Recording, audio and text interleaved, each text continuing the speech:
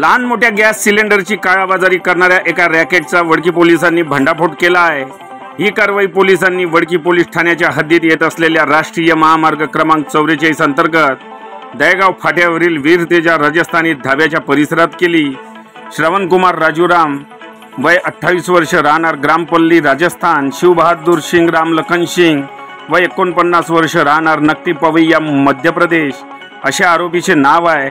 वरील दोन्ही आरोपी हे व्यावसायिक सिलेंडरचा साठा करून त्यातील गॅस इतर सिलेंडर व हिंदुस्थान पेट्रोलियमच्या टँकरमधून भरून त्याची अवैध पद्धतीने काळ्या बाजारात विक्री करीत होते।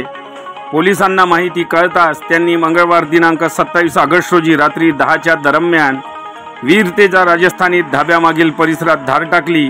आरोपीला रंगेहात पकडण्यात आले।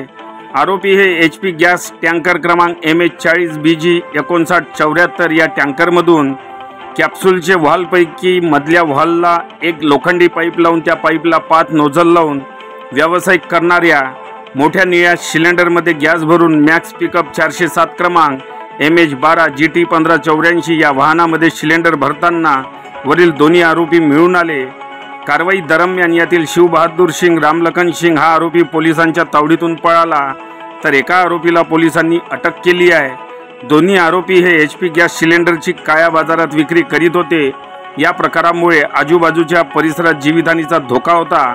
या कारवाईत पोलिसांनी आरोपीच्या ताब्यातून HP गॅस कंपनीचा टँकर 25 लाख रुपये, मॅक्स पिकअप वाहन 5 लाख रुपये, निळ्या रंगाचे गॅसने भरलेले सिलेंडर 39 नग किंमत 74,100 रुपये, निळ्या रंगाचे रिकामे सिलेंडर 25 नग किंमत 26,400 रुपये, प्लॅस्टिक पाईप व लोखंडी नोझल किंमत 5,000 रुपये, 2 इलेक्ट्रिक वजन काटे 5,500 रुपये असा एकूण 31,11,000चा मुद्देमाल पोलिसांनी जप्त केला आहे।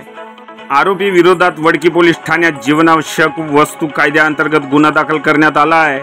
सदरची ही कारवाई जिल्हा पोलीस अधीक्षक कुमार चिंता, अपर पोलीस अधीक्षक पियुष जगताप, उपविभागीय पोलीस अधिकारी रामेश्वर वेंजने यांच्या मार्गदर्शनात वडकी पोलीस स्टेशनचे ठाणेदार सुखदेव बोरखडे, सचिन नेवारे, आकाश कुदुसे, विनोद नागरगोजे यांनी पार पाडली।